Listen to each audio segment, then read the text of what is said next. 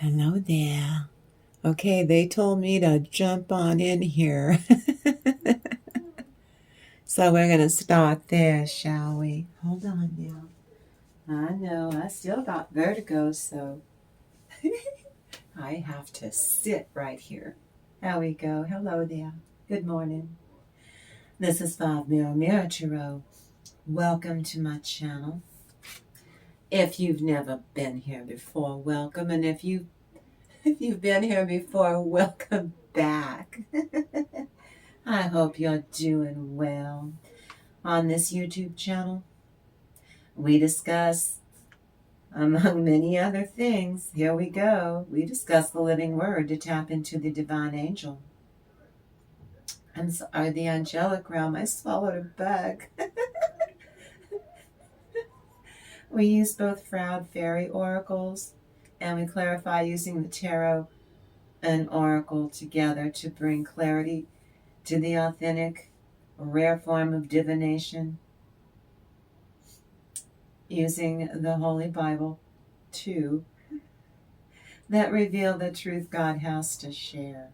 And He will grant blessings of abundance that He's already placed into alignment for blessings to be claimed.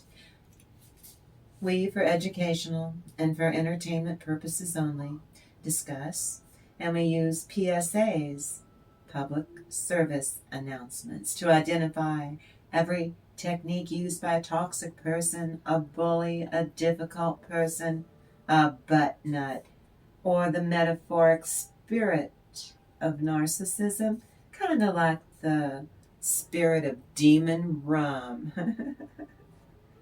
The spirit of narcissistic past, present, or future. Got it? When we learn how toxic people, places, or things perpetrate narcissistic emotional abuse onto others. On this channel, we promote the art of self-love, and we go over other methods of spiritual growth so that you can secure your own agency, to find your own healing strategies, to move yourself forward on your road to healing through self-love practices. Be sure to hit the thumbs up. That's the best way to make sure that this video is able to get these important PSAs about the techniques and information in this channel message about your love life and such, to get it out into the universe and connect this video to the people just like you who need it the most. My Tarot Enhanced channeled message is one venue used to help someone begin to see a way forward and a way out of the difficulty created in their life by the scourge of narcissism, delivered to you by crafty, mean-spirited, toxic people in your midst. Every day I welcome every viewer. I invite you to share in this beautifully crafted energy used for a Tarot Enhanced channeled message using the angelic realm. In good, clean fun, I have incorporated all of these magical systems and miraculous elements to be shared with those in the collective who are tuning in or following daily. Now then, honesty presents the same problem. Now, this is where I'm going to keep going about what we talked about yesterday with Jung. You know, a licensed professional. Honesty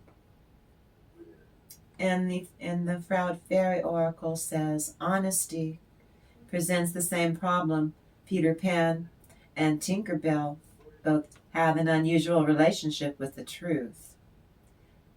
Yesterday we were discussing, I've done this before, the first time I did it was the first couple of weeks of my channel with the Blair Witch Project. So I look at narcissism in mass media, like books. This is a book. Peter Pan is a book. It's also a cartoon that Disney made, Walt Disney made. There's also a silent movie, a silent black and white, silent picture of Peter Pan. because my theory, this is my theory, I'm not a doctor, but I'm concurring with Jung, Jung, Jung, honesty in the Froude Fairy Oracle. The oracle itself says honesty presents the same problem. Peter Pan and Tinker Bell both have an unusual relationship with the truth. So do your toxic people, your broken people. In fairy tales, Jung said, should we be honest or manipulative? Think about it. Any fairy tale in this land across all cultures, in Fairy Tales Collective, should we be honest or manipulative? The honest woodcutter who admits to dropping his axe in the water is merely rewarded modestly with a divine reward. That would be a warm, fuzzy feeling. But the clever tailor who lies about having killed 7 with one blow. They weren't giants, they were flies. They were flies, not giants. Well, he was a clever tailor. He ends up becoming king because he gaslit everyone into believing that he killed 7 giants with one blow of his sword, of his fist, or whatever. No, he was talking about smashing 7 flies with a rolled up newspaper. And everyone believed his bollocks, and he ends up becoming king. It's a fairy tale. Peter Pan delivers or releases the Lost Boys to Mr. and Mrs. Darling, and then he goes back to Never Never Land alone. I'm sure he took Tink with him. The rule of contradiction in fairy tales is a great analogy for narcissism. Fairy tales do not offer a universal instruction manual. Life is too complicated with humans to tie up that loose end. What works in one situation with narcissism destroys you in another. The obedience that saves you with your narcissistic bully in the present tense seals your grim fate. Grim, Grimm, seals your grim fate later on. Did you see what I did there? The disobedience that frees you condemns the narcissistic bully's weaponized false self. I'm not a doctor. This is for educational purposes. It's a public service announcement on YouTube. One golden rule is never violated without catastrophic consequences. And Peter Pan goes there. Jung and the German woman who worked on this little experiment with Jung that he documented, by the way. This is also applying to the helpful animal theory of Jung's. This also applies to angels. Do not harm my anointed. It is a sin to hurt an earth angel. On my show, I tell you that all the time. So in all of the fairy tales of the world, whoever hurts the helpful animal, in this case, in Peter Pan, the helpful animal, it's not the crocodile. Well, he's got a place, but the helpful animal that we care about is Tinker Bell. We're not too sure about that crocodile. We saw it eat Captain Hook's hand. Especially if you did children's theater. Ooh, whoever played the crocodile. The children do not like that crocodile. It scares the wicked willy out of those children. And it's children's theater. It's all make-believe. So whoever hurts the helpful animal, that's Tinkerbell, well, always ends up destroyed or annihilated. The helpful animal appears in various forms. In Peter Pan, it is Tinkerbell, the fairy that reveals the secret that Captain Hook put Mickey in Peter Pan's medicine, and to stop him from unaliving, she drank it because she's not finite like Peter Pan. I know this is where I think Barry went a little wonky in his theories of writing Peter Pan. How come she's infinite and could drink, but he lives in Never Never Land and won't grow up, but he's finite? Interesting. Well, anything to push a plot point, right? Like in creative writing. Well, she drank it, and she was harmed.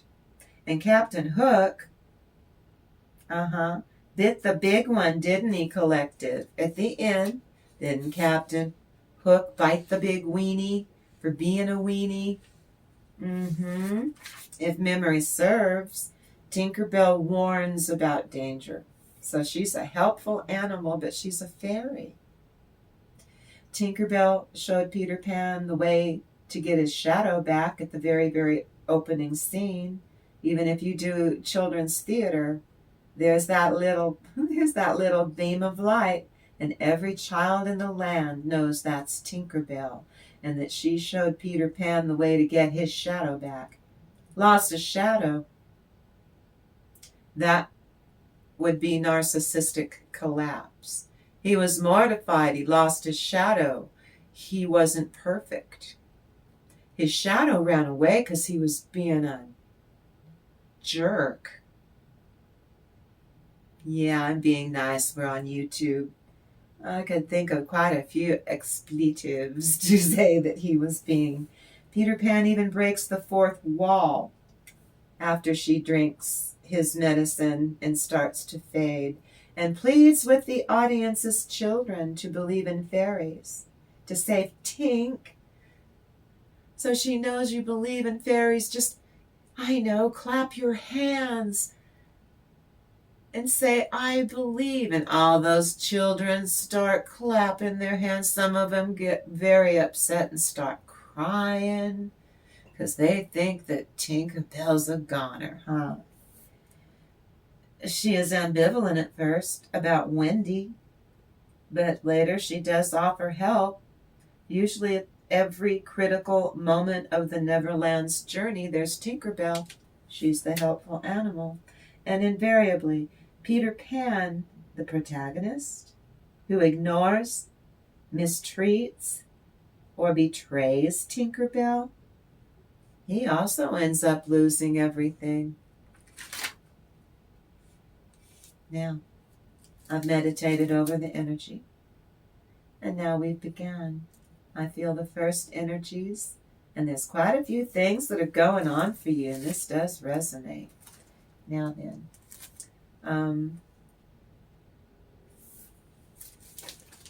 these 4 first 5. This is you in your own skin. This is the 8 of Cups. You've got 8 out of 10. You're about where you've leveled up, where you're supposed to be again. You keep taking care of yourself, kicking in the law of attraction. God, the pleasure of man's children. Transformation gives consolation in adversity. In your own skin, you're processing and doing your work. You're pleased about it. The 8 of Cups is the D card. God, the end of the universe. So if it's D, D-E-E-D card, endings, change, endings, and rebirth. Influences health and longevity vibration. Well, that's your self-love practices. That's all that is. The star, God, the just. Clemency and equilibrium protects against attacks in the courts. Now that came up yesterday twice for some of you in like real court. Rest of you, you've called a judgment, a harsh judgment on someone, a bully, let's say. Got it. A difficult person, an antagonist. Six of Pentacles is an end of your frustration. The favorable God. Divine grace cures negativity and rage, vibrations and pestilence, vibrations, absolves the guilty. See what I said about spiritual courts? People go to spiritual court and go under a judgment so that their soul will grow. And then we got the Magician. So all of these together, look how many angels can you fit on the head of a pin. The generous God, spiritual wisdom, and magic. Helps one gain wisdom and discover hidden secrets. This is all in your own skin, this one. This is in your own skin. Oh, no, I don't want to sit on that. Would not feel pretty now, would it? Now then. We're going to do all business and release karma for the higher good of the entire collective consciousness. I hope you're doing well. Are you feeling well? I still got vertigo, but what else is new? I just have to steady myself. It'll be okay. Now for this morning's Tarot Enhanced Channeled Message. And it's for entertainment purposes only. And remember, permission's not granted to link or to repost this video. This video is for educational and for spiritual and entertainment and for entertainment value and purposes only. This is the old business, and this video doesn't refer to any specific person and should not refer to any specific person as having NPD or anything else you can find in the DSM-5 or narcissistic traits, especially to support an allegation that the maker of this video believe or support a claim that a person is literally a narcissist or bully. Enjoy. Now then, for this one, okay, I'm going to try this. I actually have an ice cube in my room temperature tap water. Oh, I'm sure that'll help the vertigo out. Cold water. Let's just piss off that inner, my inner ear just by using a drinking straw. I know. Well, your antagonist is bored with Hoover. See, I do public service announcements on techniques. Your antagonist is bored with Hoover. Move on to Scathing tactic. Humiliation rituals, Jamboree. They are bitchy about telling you a few negative things about yourself you did not know. You must have been feeling a little bit too good about yourself, and they have to take you down a few notches to feed off your anger, your resentment, your frustration, or other emotional responses to someone who's being mean-spirited to you. If you don't let the bully back in, see, that's what hovering is. They really are desperate to get you to pull you back in to create more fresh hell. Well, they blow up in narcissistic rage. And then they will withhold affection or withhold commitment or just flat out stonewall you. All of these are techniques that dirty, rotten scoundrels do. You don't have to be a bloody narcissist. Okay, we're going to get into it all. And if I can quickly ask you to leave a like on this video, and if you haven't already, and if you enjoy my channel, hit that like button. Oh.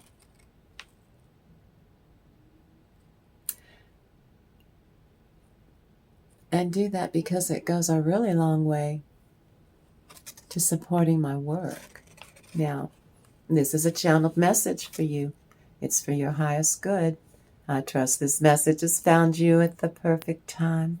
I really appreciate and I hold gratitude for you in my Heart Space Collective because you come here every day. I am so grateful to you. Thank you for being in this moment right now. And as always, I love you so very much.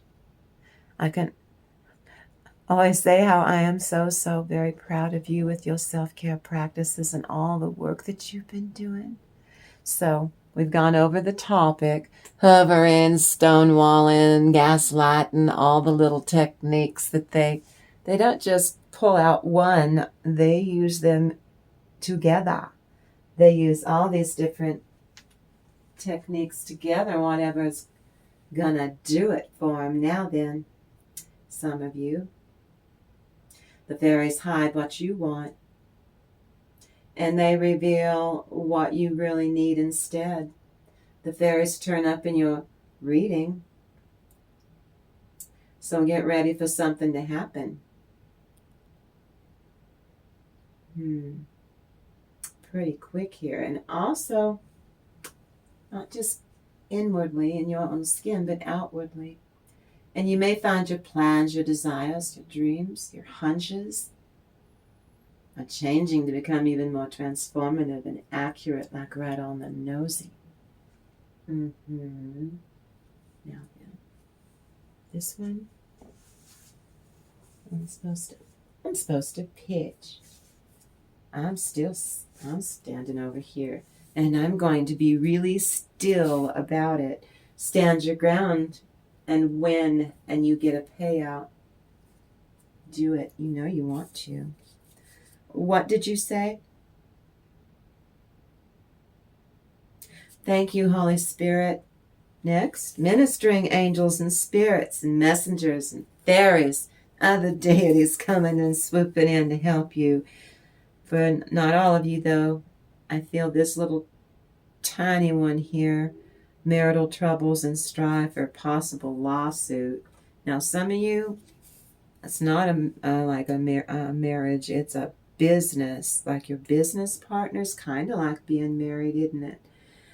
This vibration you carry is used to purify any situation, so don't you worry. You adhere to the arrangements of the 3 hierarchies of angels. Reason and scriptures. Well, we're getting ready to do that here. We do it here every day on 5 Mirror Tarot.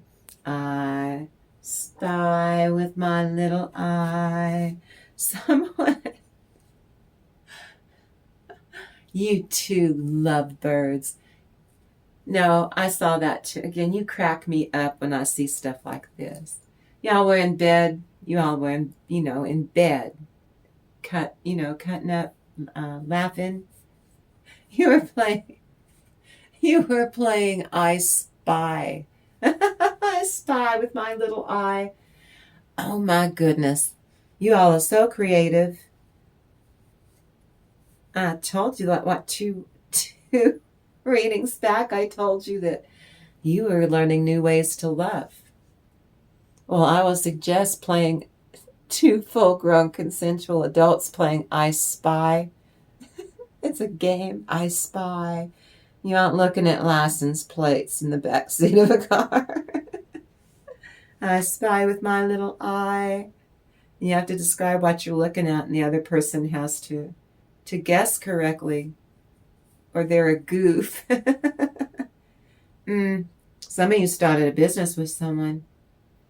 Kind of like some of you, it was a pregnancy or a real baby. Well, you probably had some fertility issues going on there. Well, the produced children.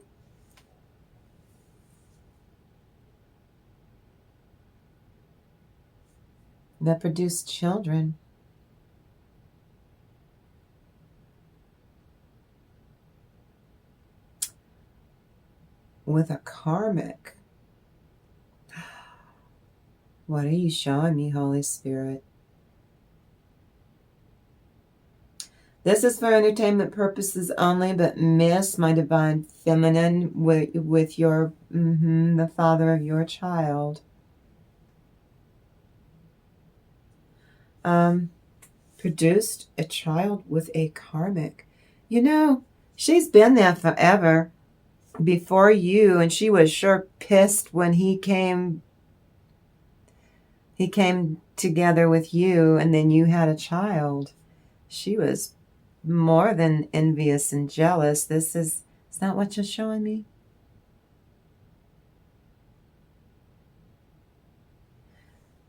There's a very good chance that they have a physical child that is a half child then to yours. And all those, what were we up to? Three readings back. He's up to 8 babies, including the one he had with you. The last one was with a girl that was 13 who didn't look 13. This is for entertainment purposes. And then 3 days ago, it showed that he's gotten another one. You know, that's all he's really good at doing is making babies and then not taking care of any of them. So, and that's why he's childish with you, and your child is childish with the mothers of all of these other children too. He's childish about it. You're like, tell me about it, Auntie. Yeah. Duality and balance. Headed to a new path, a new beginning of a new direction with a new partner. And here's a vibration to help animals. You have a corgi named Tinkerbell. Can I get more information, please? Thank you, Holy Spirit. This ill-dignified person knows that you moved on, and they're not okay with this change of your energy. I told you they do not like this version of you. He does not like this version of you, Miss. One who's erratic and uncertain in moods and actions. Well, that sounds like him. But for you, love is heartfelt at home, and you've got a new situation, Miss. And you love to experience life where there's growth, and of course there's expansion, and he doesn't do any of that. Your new person does. And your ex, this person's insults were hilarious in hindsight now. You can laugh about it now, but there was a time it was not funny. It hurt. Delayed communication about love, too. Yeah, that's not healthy. That's not a healthy relationship with your toxic ex. Spiritual wealth, healthy way of attracting money. Your bully is depressed, though. Bring blessings into your home to bring peace and joy into your world, especially your inner world. Blissful rapture for you. You in bed and you cracking up with a new lover and you're playing I Spy with my little eye. You create one heck of a lovely, humbling work on a gentle level of euphoria where you stimulate adrenaline to combat depression, because you two crack each other up and you grow your love beautifully. It's because you're like little sweet innocent children. But the lunatic fringe at its best.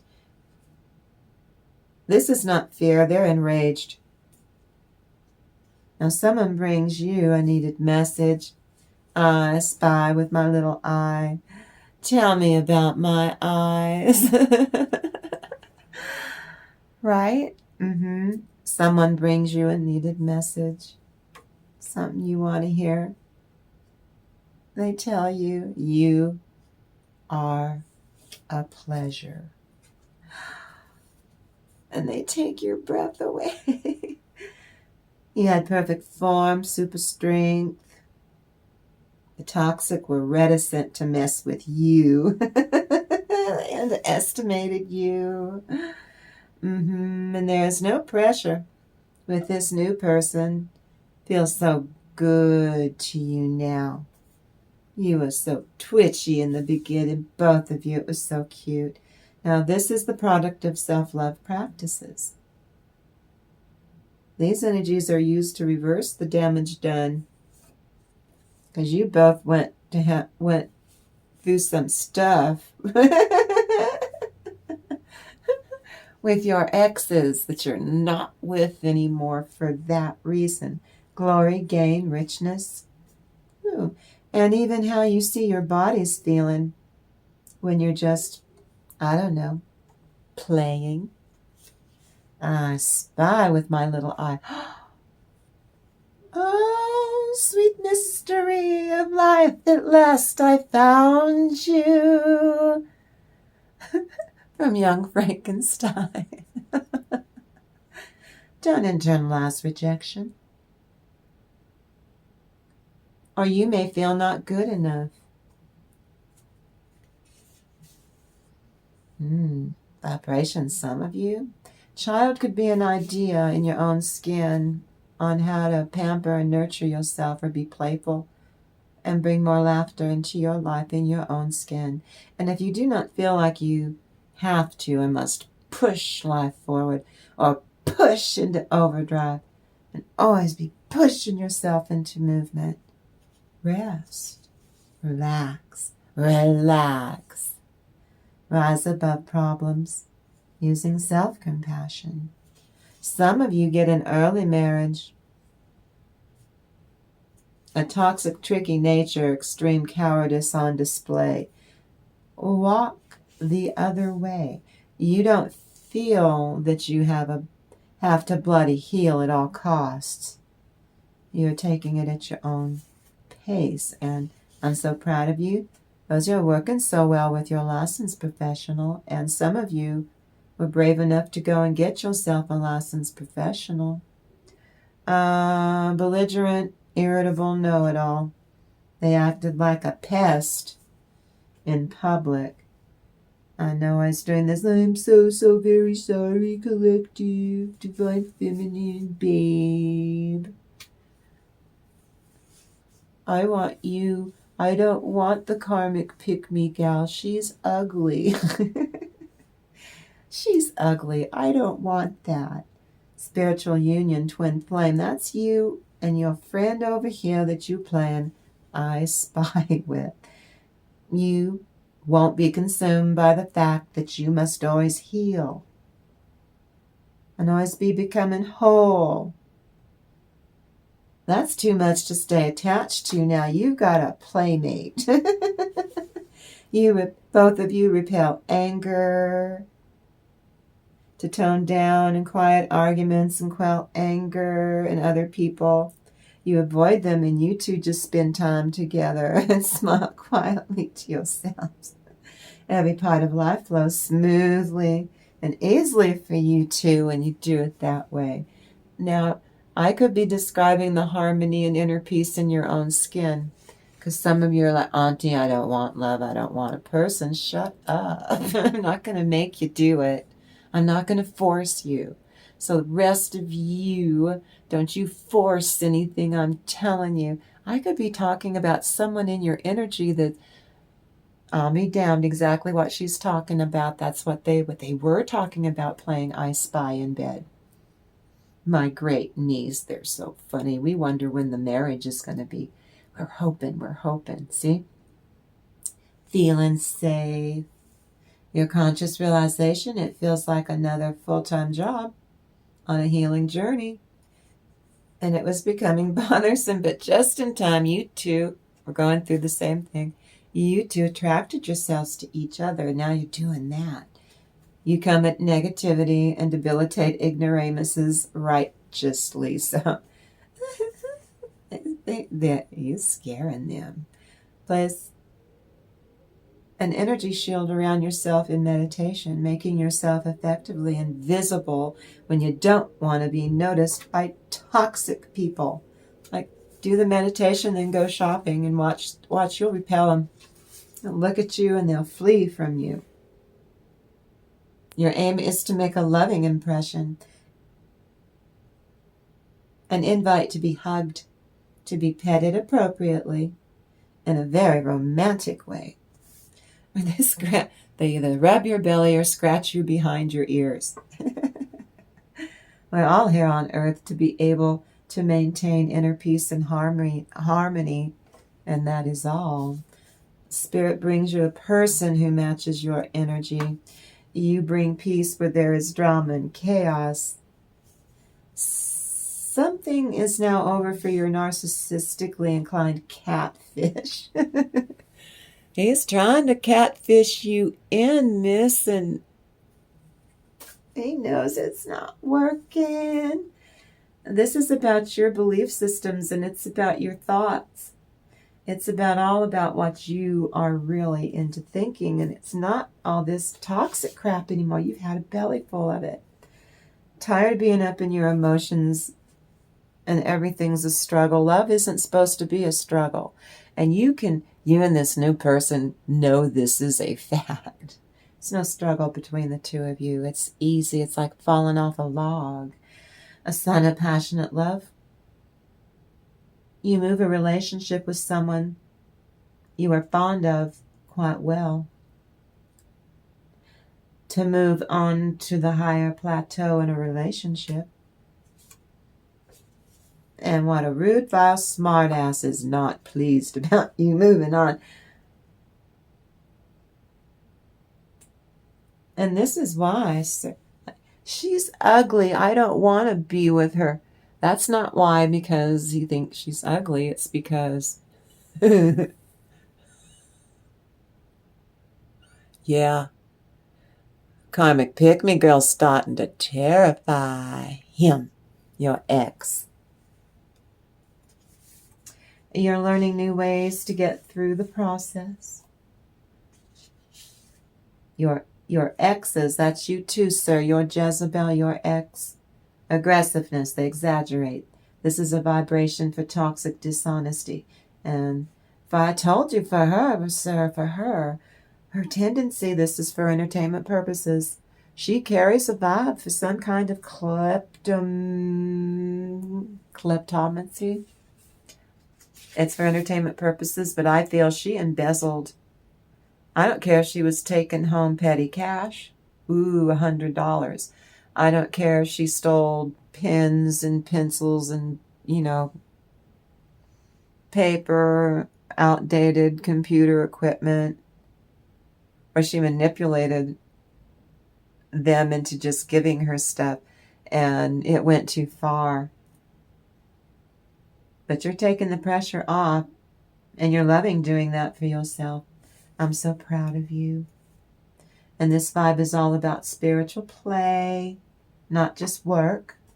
You get to play. But miss, yours especially, your ex, this freak is possessed. You won't sit through the insane blubbering of this childish, spoiled git. Now forgiveness in yourself. Acknowledge and accept how unwilling you are to forgive the culprit. You all have no problem forgiving these monsters and other people. And what you've discovered most recently is the one that you forgot to forgive was yourself. You need to get busy. So there's a message here today. Did you hear what I just said? The one you forgot to forgive was yourself. So if you're being triggered by stuff, and I thought I forgave that person, you did. But you didn't forgive yourself. And that's all you need to do. Just do it now. You get a practical shot at practical guidance from your own intuitions. Your dark energies, get to be stuck. There is one hell of a quantum shift, much like no other, that is happening to occur here for your benefit's sake. And I'm telling you, in the next 48 to 72 hours are going to be, well, kind of wild. All right, collective. Squiggles, their childish ways, their small-minded thoughts. Well, you just Stay away from them. Don't be in their company. You come to embrace shifting this energy into reality-based spiritual works. That's more fun. On time means that you're right where you need to be. You remain resilient with God. You can tell that you're mean-spirited people that they are spinning their wheels. And again, I'm here to tell you that it's working. No matter what you think, whatever you're doing, keep doing whatever that is because it's working. Cherish for enhancing the feminine's beauty with a sweet scent. Secret love revealed. Good fortune, longing to travel. Thoughts, some of you of the dearly departed. You are right on time. You're right on top. You're right on, baby. So you use reason and calculation and orderliness and structure, and you're loving in new ways. You're having the time and you'll laugh, you too. Now then. Anything that's not nailed down with your mean-spirited, and they do not have money. Let's say. What's that one? Did you say what? This is for you too, play and I spy. For my love, they are my adversaries, but I give myself unto prayer. I spy with my little eye. Tell me about my eyes again. Well, if your ex-miss doesn't have money, and he's compelled to obsess on your money and your possessions, because right now you've got a business partner. He knows that your business is thriving. He knows it's going to continue making a ton of money, and he's not going to be invited to partake this time because he took all your resources, said he would pay you back, and he never did. And if they don't steal, regift, or simply throw away your personal items, your possessions, because they decide that you don't deserve to have those essentials for some stupid-ass reason, is par for the course. Be wary and beware. Some of your toxic people or your narcissistic, mean-spirited individuals, antagonists, are miserable, hateful, nasty people who must destroy your belongings to control you and to feel powerful in their wake of destruction. My antagonist that I'm married to, I can't go no contact from my antagonist for 39 years. In May was our anniversary. My antagonist spends his money as soon as he gets it. He still does this right now. He has never changed. He only wants to spend my money. If he uses up my money or resources, that's so I can't use my own resources for my own bills or personal needs. He's doing this to keep me stuck in my head, worried about if I can pay my own obligations without risk. This is done to keep me hooked on my husband through more and more codependency. That is done to make sure that I stay confused all the time, to keep me feeling trapped in his web of multi-layered doses of emotional abuse. And this makes me trend towards seemingly, in his eyes, it makes me needy from his point of view. Well, that was for the first 35 years. But the last 4, no. And he thinks that by treating me this way, and he thinks he's entitled to, that it guarantees that I will constantly depend on him every month the bills come due, and then he watches me worry, is he going to pay me back? No. When has he ever paid you back in 4 decades? Well, that would be never, Kim. That's to feed that sick ego of his. This morning he was trying his very best to be all buddy-buddy. And this is also subtle passive-aggressive forms of hoovering and love bomb, used interchangeably. He needs to keep me on his team, because if he doesn't play his cards right by me, he's scared half out of his wits lately. And I will set boundaries with him. Then he's left alone to fend for himself, and we live in the same house. So he will fend for himself from now on alone. That hits him where he lives. We live in the same house, but I separated my energy from him 4 years ago. I moved on. He doesn't like it, but too feckin' bad, and I'm going to continue to move on. He's going to have to take care of all of his crap. He's going to have to clean and run the house. I do my obligations so that I'm comfortable in my part of the house. He's on his own. And then he cannot blame me when everything on his side of the house goes to hell in a handbasket, because it does. Nope. He won't have any, he can't blame it on me. He'll have to blame it on my son for everything that doesn't go my son's dad's way. And then my son gets to put up with that mile of crap from now on, because I quit doing this 4 years ago. So he can bully and coerce and gaslight my son into believing that my husband doesn't have any money and that my son can just fork over his money. Or he can hit my son up for money like he hit me up when he was a young husband. Can you spot me a few bucks until...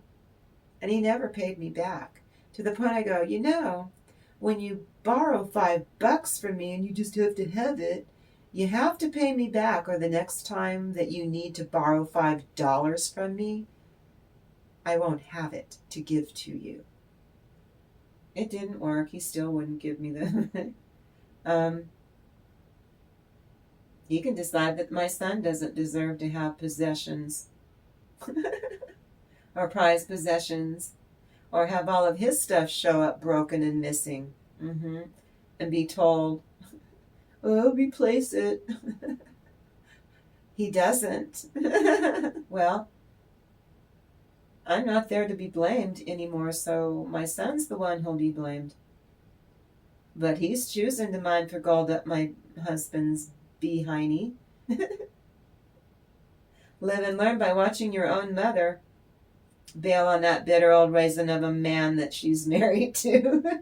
Free at last. He's jealous, my son. For the last 4 years, he's pea green with envy. We all live in the same house. I hope the two of them are very happy living together forever and ever and ever after, until the end of time can tell. Because I know eventually I do not have to stick around for the finale. Devalues after the narcissist gets bored with you. They tell you a few things about yourself you did not know, and then they'll bitch you about saying it to feed off of your emotional response. Then the antagonist, they get bored with the hoover, and if you don't let them suck you back into fresh hell the way they think you should be doing, then they also get bored with the love bomb, so they stop. And if they have to work at it or spend lots of money, then the best gift that you can look forward to after this phase is they get right up in your face, glare at you with those toxic little piggy eyes, and thrust their middle finger in your face with impunity. Then you know that you've made the grade. You have gotten their goat. You barbecued that goat, and you're inviting the neighbors in to eat of their goat. And then they move on to more scathing tactics of scorn, withholding affection, withholding commitment. And their favorite is to stonewall until it segues into the silent treatment where they just ignore you. Holy Spirit, my third eye is seeing an apple.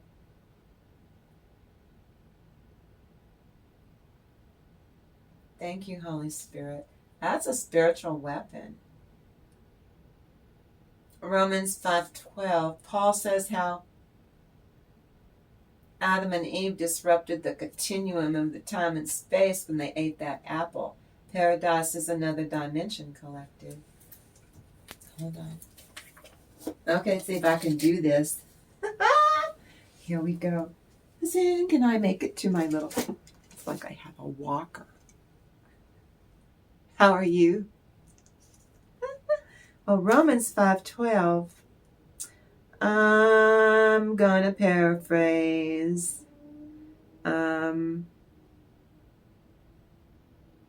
This verse means it has something to do with divination, with tarot used for clarity. Paradise is another dimension. That's where Eden is. Adam and Eve caused a very negative energy shift that affects and has in a way infected humans born. They were our first parents, Adam and Eve, right? According to that mythos, in a way, right up to this day, women are still persecuted and condemned because we're the daughters of Eve. Yeah, we're mistreated. Some people think because of what Eve did that women, all women for all time, are to be punished. No. DEATH through Adam is how it starts off, life through Christ. Thank you, Holy Spirit. That huge vibration, even to this day, expanded and grew through the ages. This vibe shows bigotry vibration. Everyone's a bigot towards Eve. He was there first. He ate the apple too. He chose to, but oh no, she's a scapegoat. She's a scapegoat for Adam. This vibe shows a bigotry vibe permeated this dimension on Earth through one dunderheaded one man named Adam. Adam did not like karma. That's a huge vibe I feel. Unalived his soul, unalived his ego. Like a virgin for the very first time. And his soul agonized. Yeah, God laid retribution on Adam. He's like, yeah, I'll get to the woman later. You were here first. You knew better. You chose to disobey. And then blame her for all of it so that you'd be blameless. You would not take responsibility. You tried to hide it from me. This vibe stained human souls.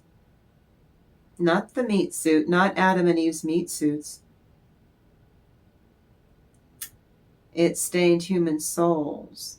And all of the children, they had Cain and Abel. Correct? I do light and energy work on people's souls. I'm Auntie Greyrock. Welcome. So in this way, this is how humans got stuck with being literally unalive. If these two had not ruined it for everybody, we never would have had literal DEATH. Becomes final today. The DEATH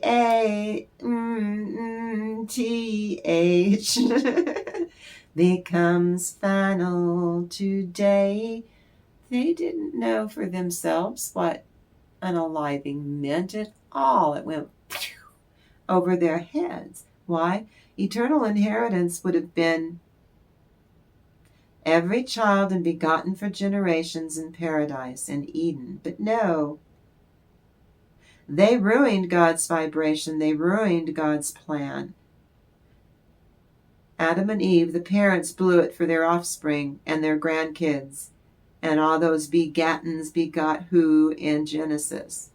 On Auntie Grey Rock, my first channel, and on 5 Mirror Tarot, when the DEATH card is picked up on, it means sudden change in energy. And that brings relief and betterment. Well, they were growing their souls. God, He knows everything. He was, it was an experience for him. He learned something. God learned something. Of course he did. Not unalive. DEATH means change that is finite. At least that's the energies I pick up on my channel. So you need to ask your angels, your spirit guides, Jesus, God, whoever you adhere to, for help. And please willingly accept their love through accepting their guidance. The divine will permit you to bring major, major changes in your new life ahead. This is part of your life mission. This is important, and the higher powers will support you, help you move forward to heal even more scars caused by the toxicity you endure every day. Try to move away from, try to avoid any negative conversations, or even in your own skin, any intrusive negative thoughts. Kick them out. That's not my energy. Kick it out.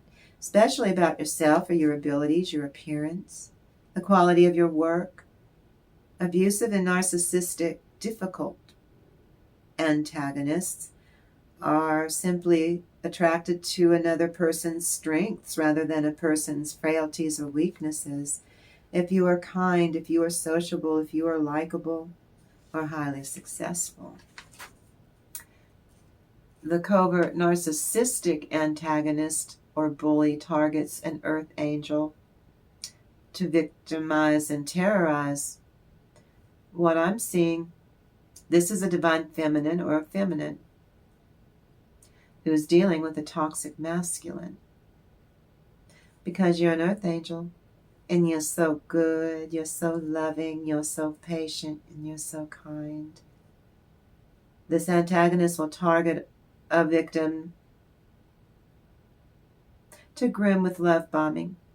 And they must have, after hoovering, and they must have a target who will stay perfect or forever young, who will also forgive them over and over and over again, no matter how cruel, deceitful, or hurtful.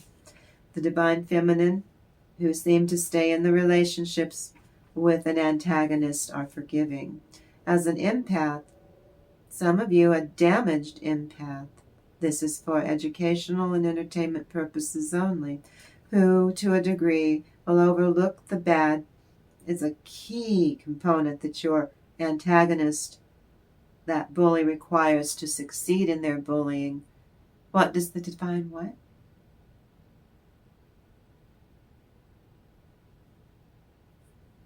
Thank you, Holy Spirit. You achieve balance between good or bad. This is a symbol of higher knowledge. You have inner power, and you excel, so you work towards your goals. You know that you're on the right path. Your angels and ancestors want you to seek inner peace. You lead by example as you plan on how to achieve success in the best of ways. You strengthen spiritual aspects of your fine nature collective. You abandon all fears of loss. You don't have financial worries or anxieties. You don't feed that fear. Your hopes are to know that you're going to get omens and signs to prove how you are on the right path of your journey.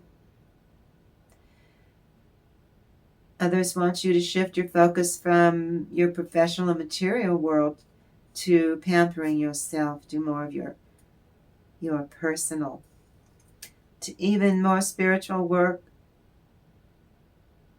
to process even more, spiritual work in your inner world.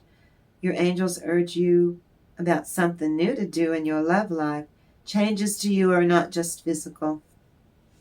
They're spiritual too.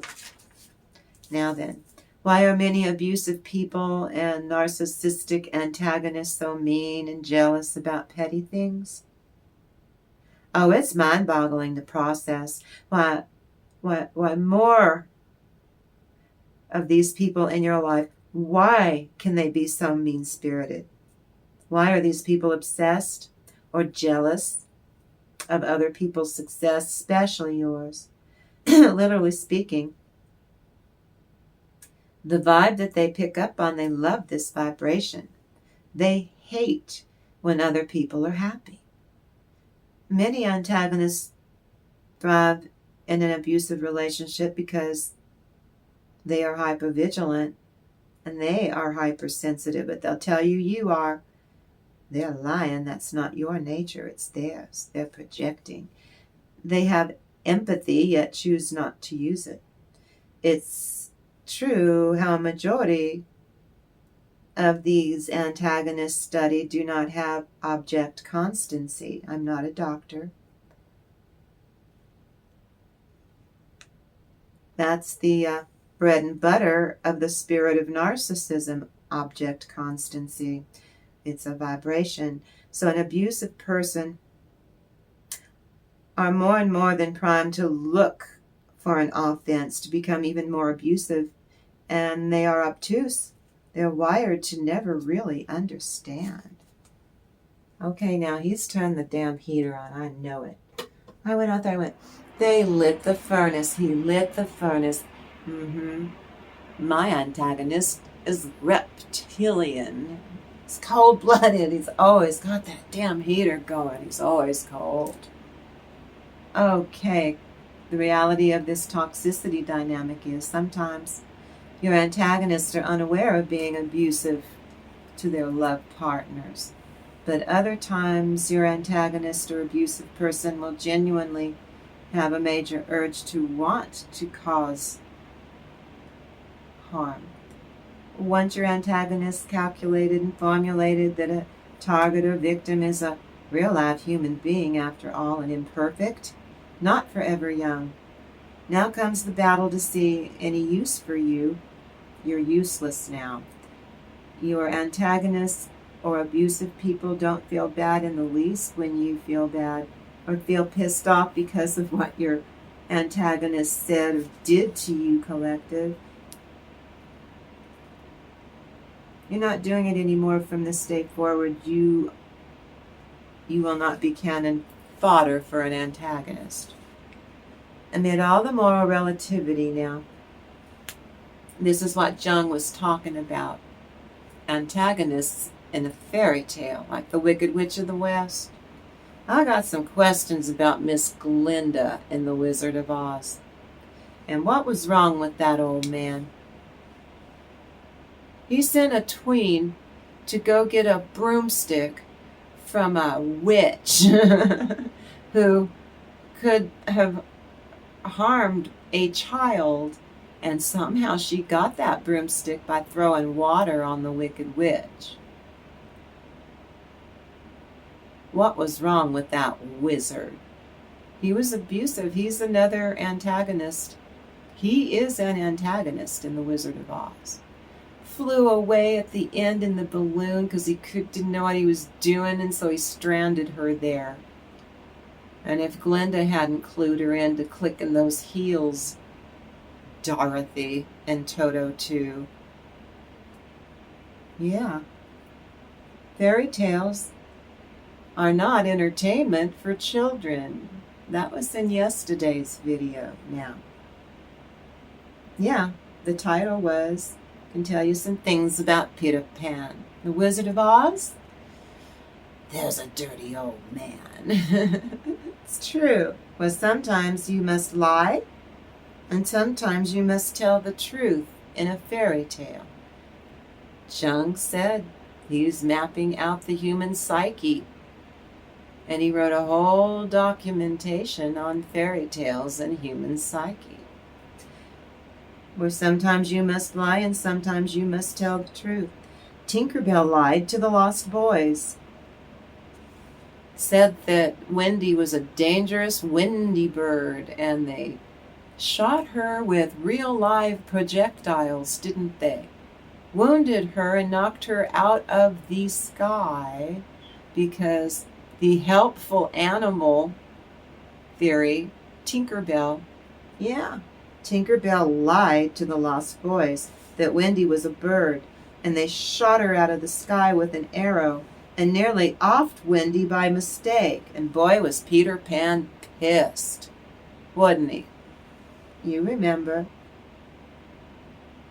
No. It wasn't a mistake. Tinkerbell lied on purpose.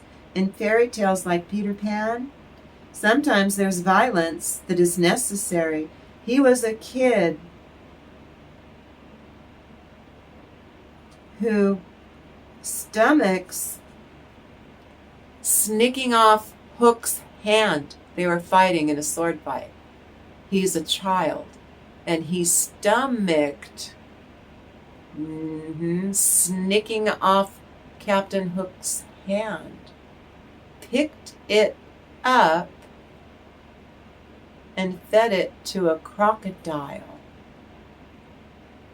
Yeah. He was a kid whose stomach's cutting off Hook's hand, and he fed it to a crocodile. It's pretty cold. I thought he went too far in Peter Pan. That would be Barry, the author. Never made what Peter Pan did to a person's hand was not condemnable at all. Glossed over is a better word. Just glossed over it. He committed a violent crime perpetrated on his victim, and then to add insult to injury, they could have stitched it back on. He fed it to a crocodile. In every fairy tale, there's a single universal constant. In Peter Pan, he hurts Tinkerbell's feelings all the damn time. It's a fact. Tinkerbell is the helpful animal, so Peter Pan is not allowed to be rewarded for hurting Tinkerbell. And that's how they segue in the final act. So Wendy and her brothers, Wendy needed to go home so that Peter did not get his prize. That would be Wendy. Why, of all possible moral lessons in Peter Pan, this rule transcended all cultural and temporal barriers. There is a symbolic nature to helpful animal narratives that describes Tinkerbell in this book. Narcissism in a book. Tinkerbell is not just a convenient narrative element. In narcissism, it is Tinkerbell. Got it? This is my theory. I'm not a doctor. I'm not Jung, but I took his theorem and turned it into content to share with you on YouTube. See what I did there? In narcissism, it is Tinkerbell who is married to a Peter Pan, a narcissist, a bully, and Tinkerbell is his primary narcissistic supply.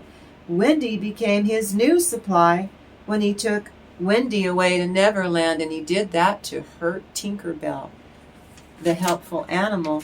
Tinkerbell is more than a narrative element. She is a metaphor.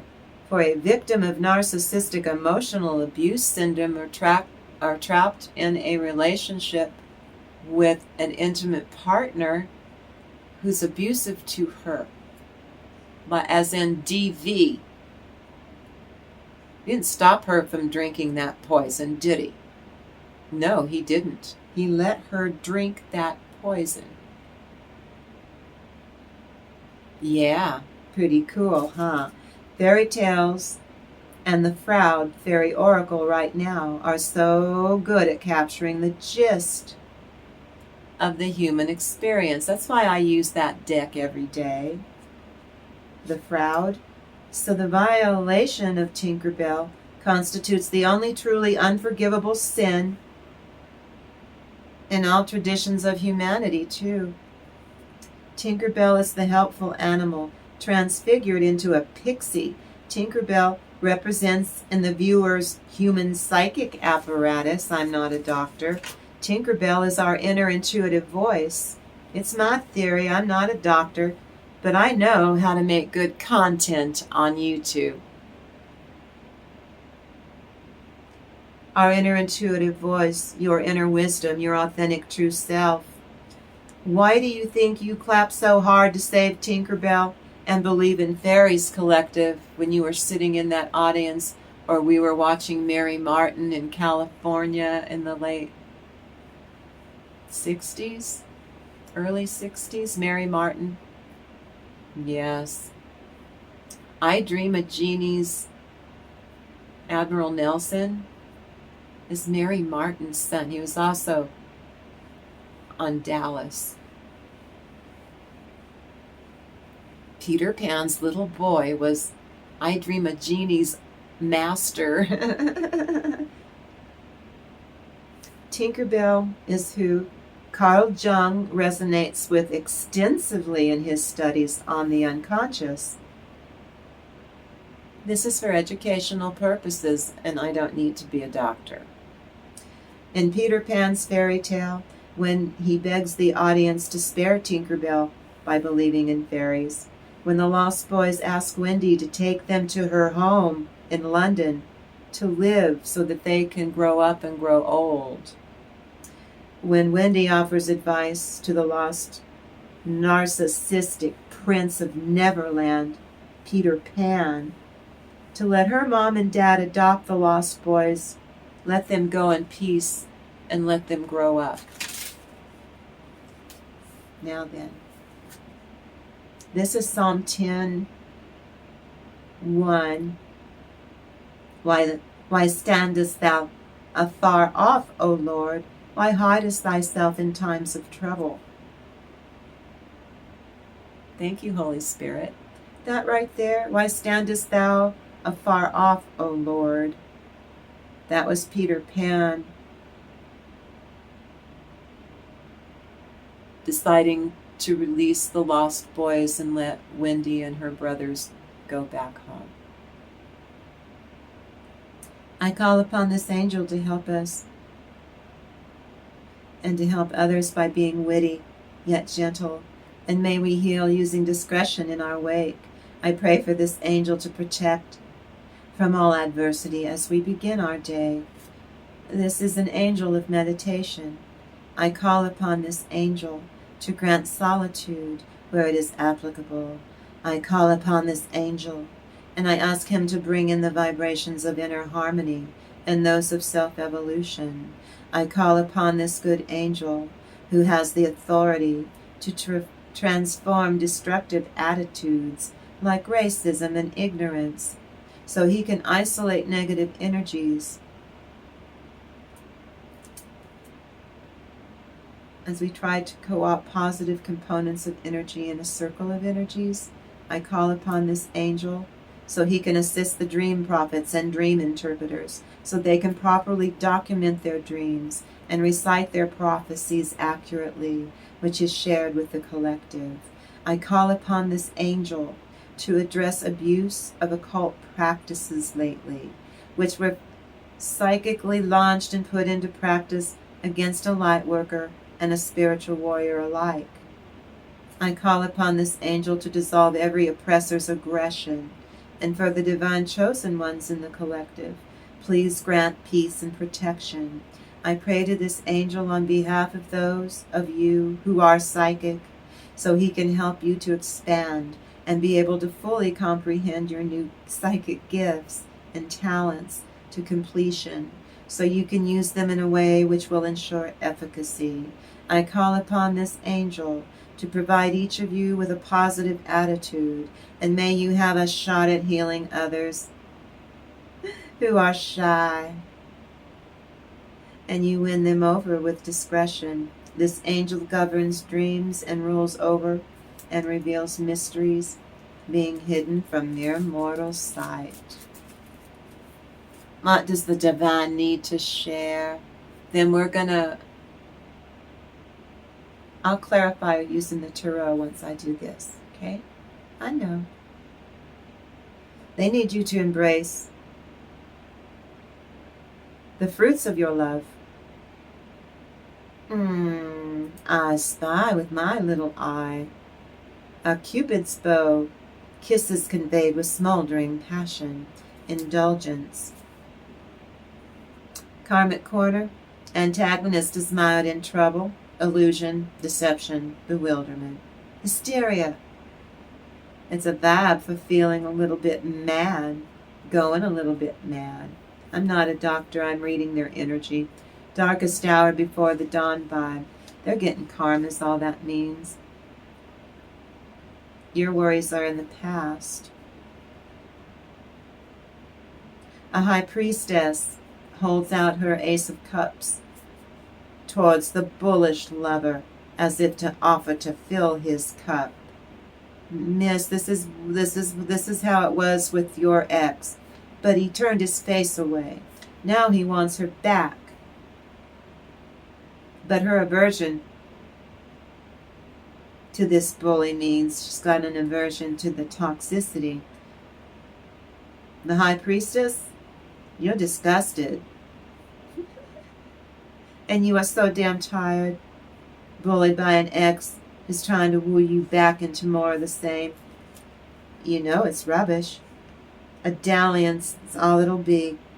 A slam bam thank you ma'am, and then he'll lose interest in investing in the relationship in a healthy way, and you're tired of struggling with this hot mess. What crosses the situation?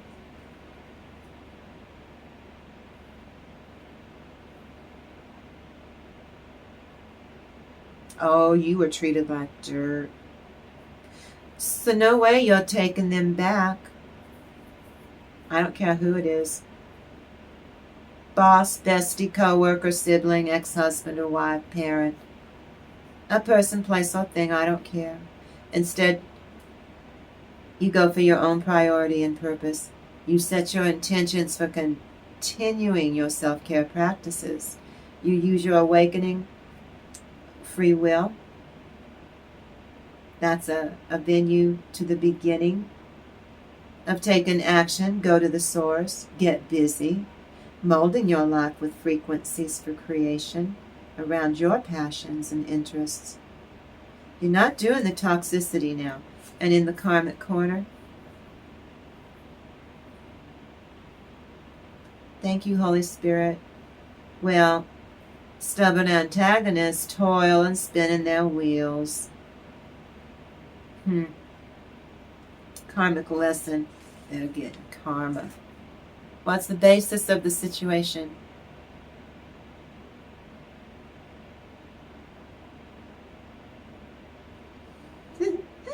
Bully or antagonist makes a false step.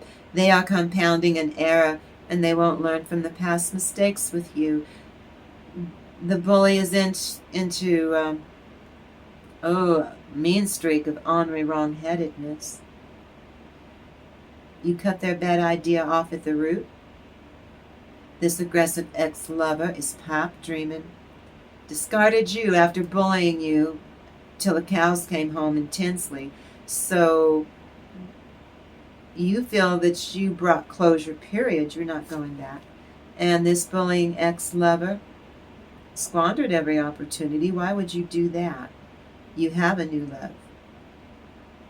And it's resonating with passion, with real passion and joy. You're enraptured. Your motivations are pure for you. And you have a dedicated, loyal, sensitive lover. What a real nice surprise. And the karmic corner.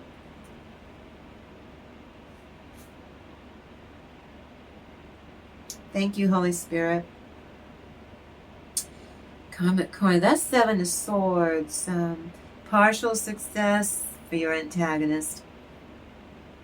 Then they lose at the point of gaining.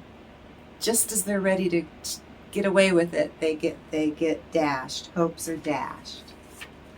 What's going on over the next 2 weeks ahead?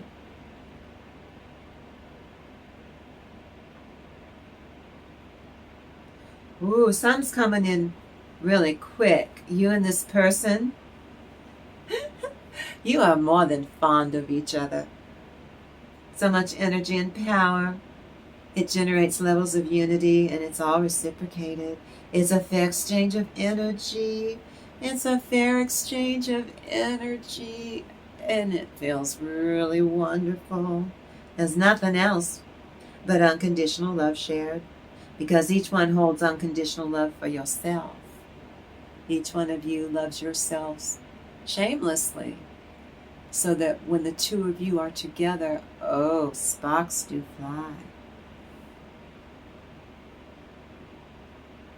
This is self-love of authentic self is the key to attracting divine love to you. And the karmic corner.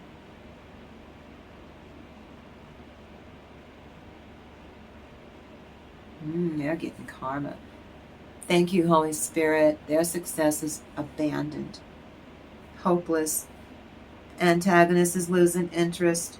They're in misery. They're repining or bitching with no cause. They did this to themselves. Something is thrown aside as soon as it's gained. Even what he does gain, miss, it doesn't resonate.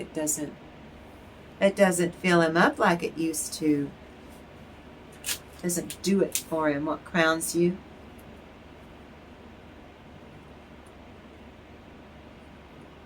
In your own skin? You're having a fine time in your own skin. Doing your inner divine masculine and your inner divine feminine. Getting it on energetically. It feels terrific for you. Oh, watch you raising these energies coming up in you. Raising a cone of power inside of you. You sing a song to your own soul. Bliss is what powers the cosmos. And your inner world is a sanctuary, and you give yourself structure, you give it order, and you grow harmony. You're up in your passions. That keeps your hearts beating collective. Oh, and I feel that it is the love and the trust, that energy is flowing through you. That's just you in your own skin, but the two of you, oh, it's racy. Karmic corner? Karma. They're getting karma, losing money.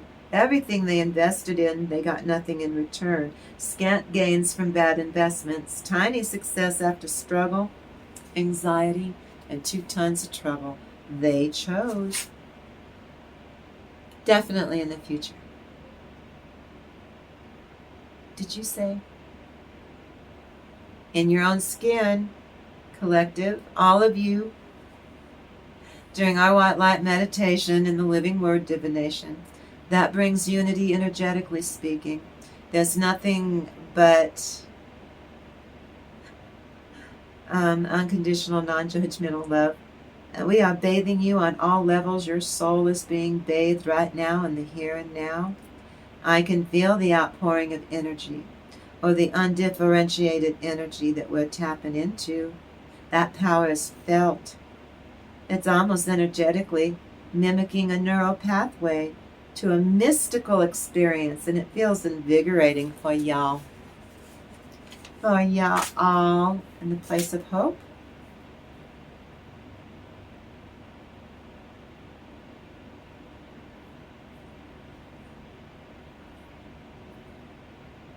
Oh, you turn loose of a basic belief. Thank you, Holy Spirit. The abyss is not an empty void. This is what you learned. The fairy oracle asks you to suspend your disbelief. See how the void is full to the brim with energy, with magic.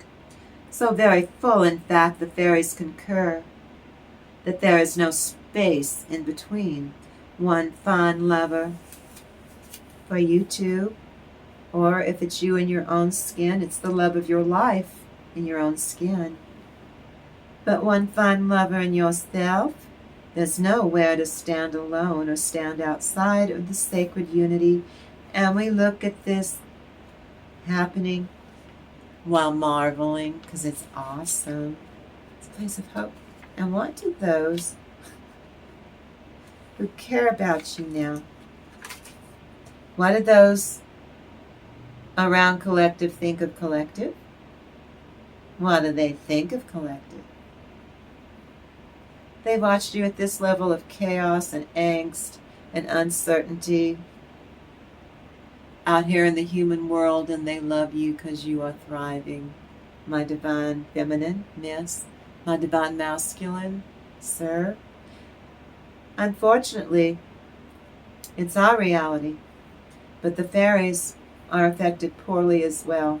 When our wrecked economy in the world we live in, it's their wrecked economy too. So the humans have the sensory illusion that the fairy and the humans are separate. This is what you learned. You learned. Some closed-minded or jaded people insist that we are not directly connected, that what happens in the fairyland realms and what happens in the angelic realm too does not affect us. They're jaded. And that's baloney. It's not true. What's your heart's desire?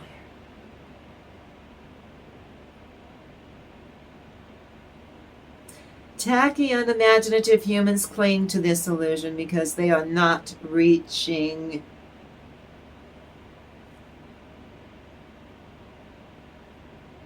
They don't reach out for anything to be aware. You're aware. You work for the divine.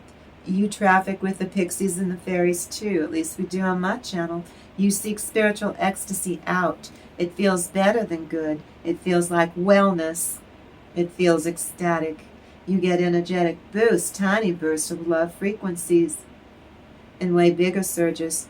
You love to recognize the sacred nature of your own being as a fact, not a hunch or a theory or a blind faith. As a fact. And the outcome. The passage is being made to start something new in your lives. It speaks to new opportunities and new openings. You're about to step through a metaphorical and most physical gateway from passages between both worlds and all dimensions known and unknown. And then you arrive at your own front door. You are home. These are all manifestations of one spirit. This is offered to you from the fairy oracles and the tarot energies themselves. Every tarot card, every fairy, every person who has ever helped us on my channel get through an important passage was manifesting the energy of the other world. These guardians have opened for us. All we need to do now is enter, walk on through.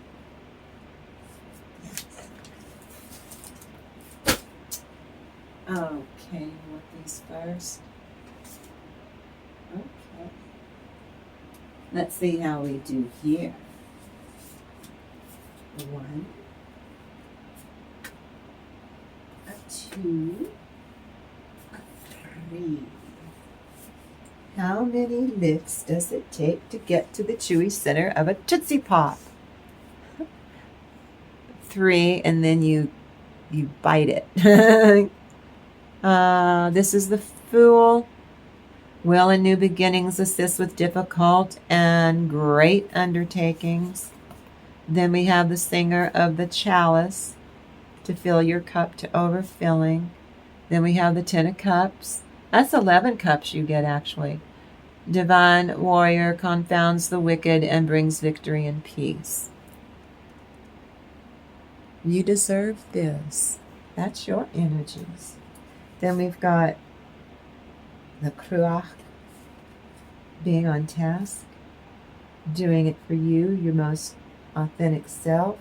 We've got the Three of Cups to celebrate fame and renown, influences, comments, voyages, and great discoveries. We've got the Lovers, that's your commitment in your own skin to be your most authentic self.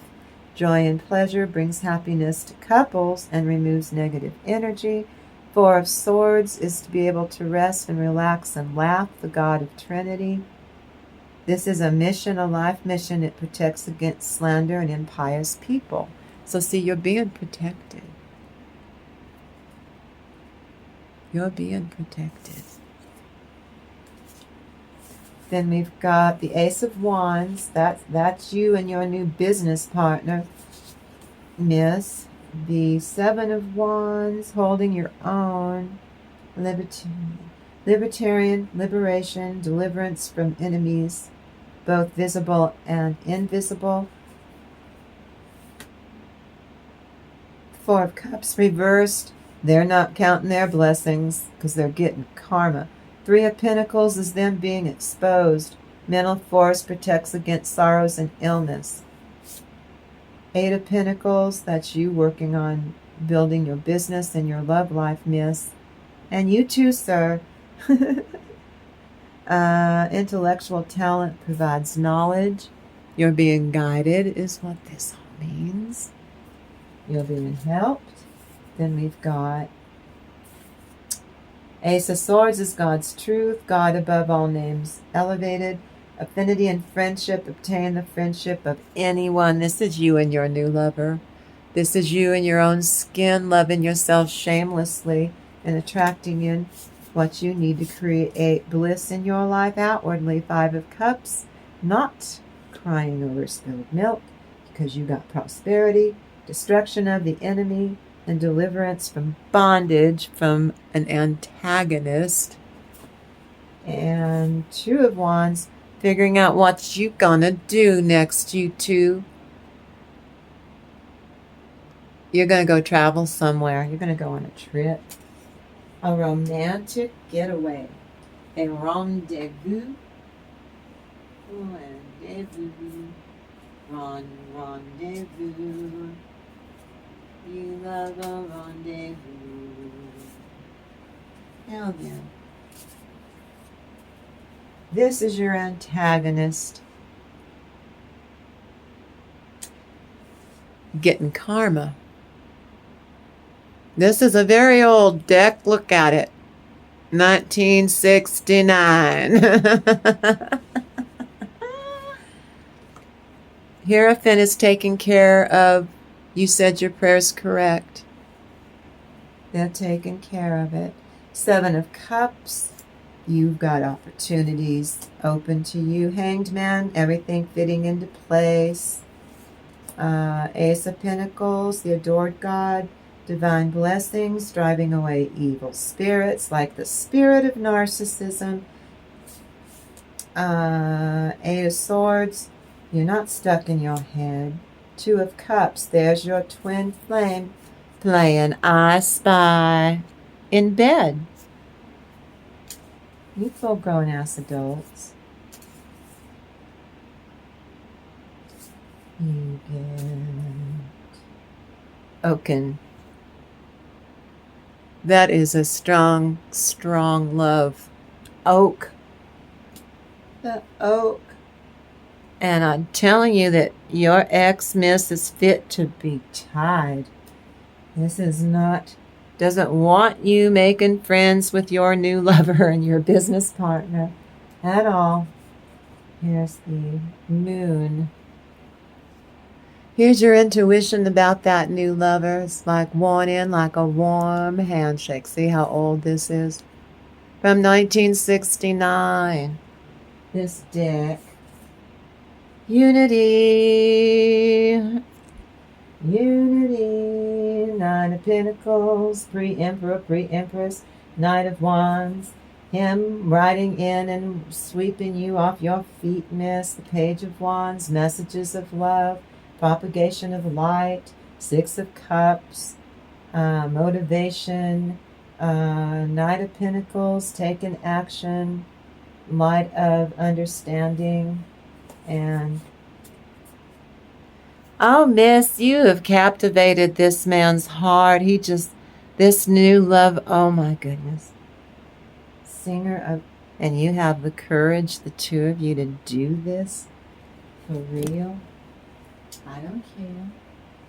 I do not care. 2, 3, 1, 2, 3. All right. This is the indolence. This is you had to walk away. You weren't going to spend the rest of your days, miss, or you too, sir, with your Jezebel, and it be broken like this and be so horrible. You just couldn't see doing 10, 15, 20, 25, 35 more years of this crud. Then we've got your temptation is to love yourself shamelessly and then attract in what it is, the love you deserve. Then we got strength. That's a strong love. High Priestess, success, protection from judges. Samael, seduction and downfall, communicates with the DED, teaches the occult magic. Miss, this is your ex's mother and sister do kitchen witch, but they've been doing it for a long time, so they got beginner's luck for some of it, but they pay someone who knows what they're doing to do stuff to you and your child. That's despicable. That is that woman's grandchild. Are you kidding me? Yeah, this is for entertainment purposes. King of Swords, reverse. There's your ex, the narcissist. And you know your intuition is tight so that you know when he's going to take action to do something to you. You're just not there. Well done. I'm proud of you for that. Them trying to be helpful, and it's never helpful. It does just making more grief for you. Peter Pan. Thank you, Holy Spirit. Peter Pan, the book Peter Pan. Peter Pan is evil. Peter Pan is a jerk. Peter Pan is demonic, if you think about it. He is. And this is the Seven of Swords. This is the smarmy, lying, cheating, stealing, doing stuff to you, and just thinking up despicable and things your antagonist can do to you. And the spirit of bullying, and the spirit of narcissism. And here is the fairy of the future. That's your future. Queen of Swords, that's you setting boundaries. The Queen of Wands, that's you gearing up in your being an empress, miss. The Two of Swords, you don't care what the future holds. Six of Wands, you're successful. Page of Cups, more messages of divine comfort. It gives consolation and protection from one's antagonistic enemies. Flirt, the fleur, fleur, fleur, fleur, fleur, fleur, fleur, fleur, fleur, fleur, fleur. Fairy of Growth. We've got Floof the Floofter. You all just having fun being sensitive lovers.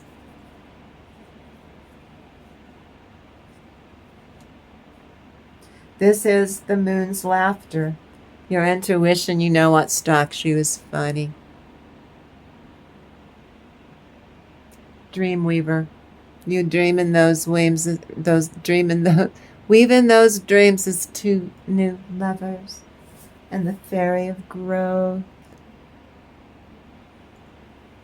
Fairy of Growth for you. Here we go now. Here we go now. What's this one? Nine of Swords reversed. Your nightmare days are over with your antagonist. You pulling all those swords out and healing. They're having the Knight of the Long Swords. They're having nightmares. He's having nightmares. The theory of youth. That's your business and your new love. This is the Queen of Pentacles, the eternal God. Intellectual lucidity provides consolation and compensation. Then we've got the Ace of Cups, your cup filled to overflowing, rejuvenative, obtains the mercy of God and gives long life. Five of Pentacles, you will not be led out into the cold by an antagonist. You have patience and it reveals secrets of nature. And you spread knowledge in industry where you go because people think you're a delight. Two of Pentacles, God who supports the universe, fortune and fame, and fulfills any request for you and your new love. The Hierophant, the merciful God, divine forgiveness, obtains friendship and favors of the great and secures promises. Roar. This is you loving each other. You roar, fiercely roar. You love each other elegantly. You love each other without fear.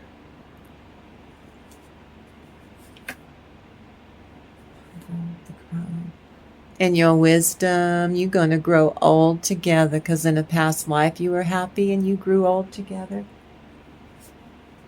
Getting back to your nature and wisdom in love.